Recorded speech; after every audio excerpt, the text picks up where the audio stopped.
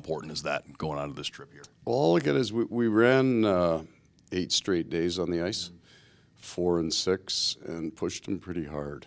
So what it did was it allowed them to take the day off yesterday and feel good about it. So it brings them back to the rink in a kind of different frame of mind, excited about the road trip, and healthy too. We came through it so that nobody missed practice for Nick. Zach Dalpe was sick the other night, and he's back feeling good. So it was good. You get a better rest day off a win all day long.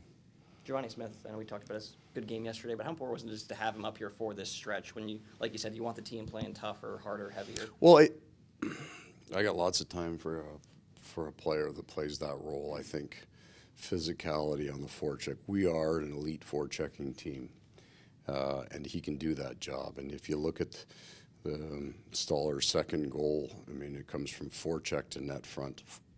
Finishes a check on the half wall that keeps the puck in and then goes back to net front. So I think I talked to Eric about it, what his thoughts were, that he was right on his reads, which made him completely predictable. And Eric can read that so they can play fast. Having a big man that'll go to the net, we got lots of time for that. Radko's been back for a few games now. You mentioned when he was gone, just the importance that he is to that D group. What have you seen from him in the few games that he's been back? Yeah, he's back and he plays the exact same game. If you cut the video on systems, he's almost perfect, right? People don't see that. I mean, the video of the hit, that made the video today. We watched that again just because I like seeing that. But his systems and his gap and Josh's game is really good.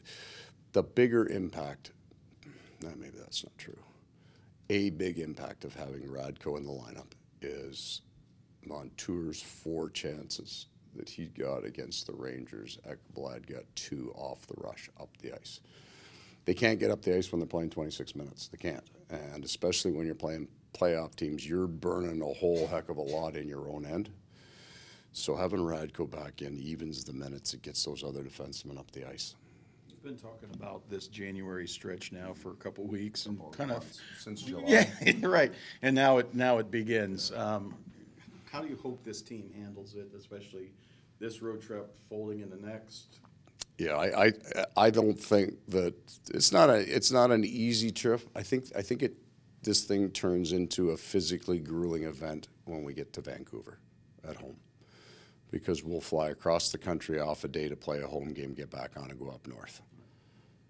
Stop off at the schedule maker's house on the way with a basket of fruit. Yeah, pillowcase and a bag of pop cans.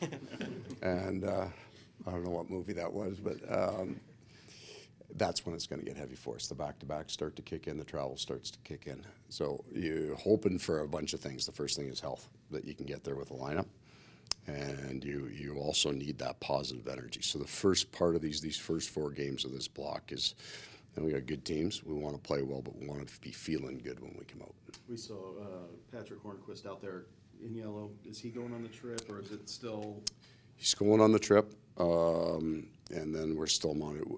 I can't tell you how patient we're going to be, and there's still lots of conversations that have to come back before he comes back into the lineup. Still a ways away, right? Oh, yeah. Coach, I know you've had some rotating pieces on that Stahl line, a line you've talked a lot about, but just continuing to make an impact in games. Yeah. What do you feel is the most important defining quality of the shifts from that line that lead to them being able to make such a big impact? Eric's ability to get behind the net and control the puck. And then with differing wings, when they were, I think you started to see it, Jessica, Jersey at home. They were our best forward line. Offensive zone time chances, pucks behind the net. Lomberg has enough speed and physicality that he can stay in on that attack. And then we've had different people, but different iteration with Smitty there, as it now has become a very physical, very strong line. Matthew. 2 years ago, we got beat by Montreal in the semifinals. It was Stahl, Perry, and Armia that we couldn't handle. And that was their 4th line. By the time that series was over, they was playing them in the 2-hole, or he'd play them against our best. He didn't care because they could control the puck in the offensive zone. Trying to find the right. First of all, Eric missed a year. He's just starting to, kind of round into that ability to control the puck the way he used to. But puck control in the offensive zone. Matthew Tkachuk, obviously a big impact on this team.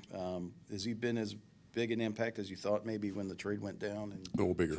Bigger. Well, for sure, right? With Barkov and Lundell go out of your lineup, boy, you put a lot of pressure on the skilled players left to produce numbers, and he's just done it. You know, I still think this guy's got another level. I really do. I think I'm not necessarily that he can score more, but his overall game, I mean, he's a smart man. He's 24 years old. That's the thing you keep got to remind yourself. There's an upside to him, and there's going to be an upside for 10 years. I mean, this guy's a player. And you guys, I mean, one of the reasons why the Panthers made this trade was because you got a guy like him in his prime, right? His best years are still here, and you've got him signed to. Oh, 100%, right? We won't be buying older years, having to buy older years, right? And that's what you do as these players get closer to free agency. You have to decide, and then it happens to all of them. There gets to a number where all you're doing is averaging out. You know, the guy's worth $14 million right now for the next 2 or 3 years, and then the 8, and then he's worth 2, but you're playing him 10, right? That's how that averages out. This guy's 24 years old. He's going to deliver on earn every penny he gets paid. What is it that he maybe does better than you even expected? Oh, it's his hands. Maybe. You got to get on the ice with these guys, in truth, to truly appreciate how fast this game is. Even, I mean, you can sit on the front row, maybe you get a sense of it. You're in between the benches, you certainly get a sense of it, but it's almost when you get them into practice. So they can do things even faster in practice because nobody's trying to take their head off, right? And his hands and some of the things that he's done in practice, right, they're just a different place. The number of pucks that he doesn't tip pucks, he directs them. Right? Some guys just get a stick on it. The goal that went in the other night in our net front, just off a shaft, it's in the back. He tipped it, yeah.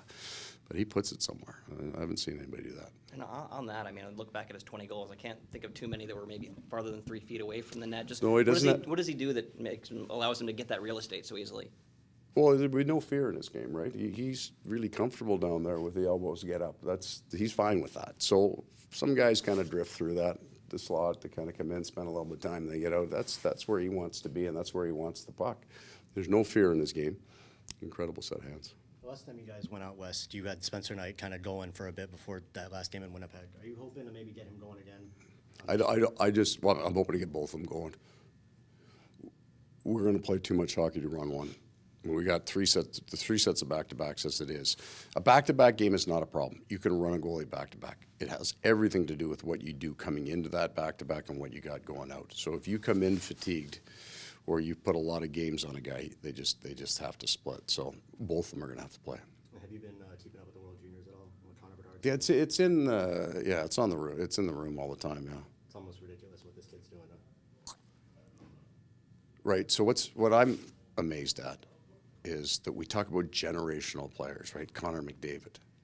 Except there's a generational player coming out every year, and I don't think it's hype. Like, you look at this guy, and he could be a generational player. But look at these first-round picks. These first overall guys that are coming out are all. So they're not even it's this generation players what there are. The skill level and the talent on these kids is just absolutely off the chart. So they can, and the game is built now that you can take an 18 or a 19-year-old and play him, right? Like, you'll remember when Pat Burns was in Boston and Joe Thornton was on the fourth line. And at that time, he was, whatever he was, 6'4", 205. Right? And Pat's going, look at the kid's got to put on weight. He's got to put some size on. He's got to put some. It's a man's game. He can't play. I can't play him more. He'd be a gorilla now, right? Going into that. So, but you can play at 165 pounds now if you can skate because the clutch and grab's gone, the heaviness is gone. So these kids, they're skillful. They can come out and produce. I mean, we put. Going back to Winnipeg, Nick Ehlers and Kyle Connor and Pat Liney in at 18, 19 years old, and Patty scored 44. These kids are just phenomenal.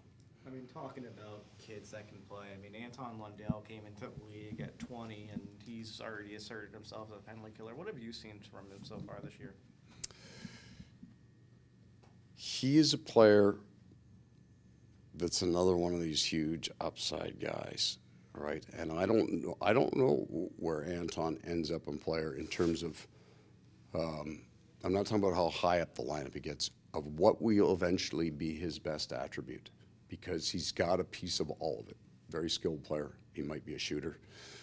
He might be a playmaker. He might be a penalty killer. He might be a checker because he's smart. We don't know what he is yet, which is a great thing in some ways because he's not defined. He hasn't, and you do eventually want to get to that definition. This is what this guy does for a living.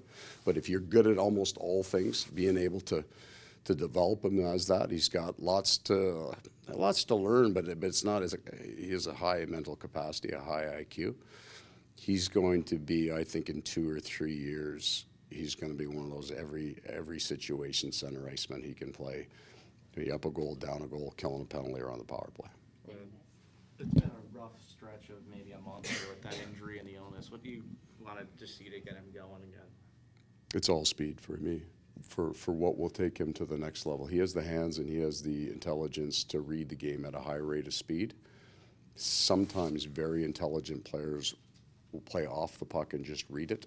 And I'd like to see him get. He did it actually the last 2 games. There was a couple of clips in the Ranger game where he got to a full head of steam, and you're going, "Oh my God, that guy's fast." So we just like to see that a whole bunch more. Thanks, Coach.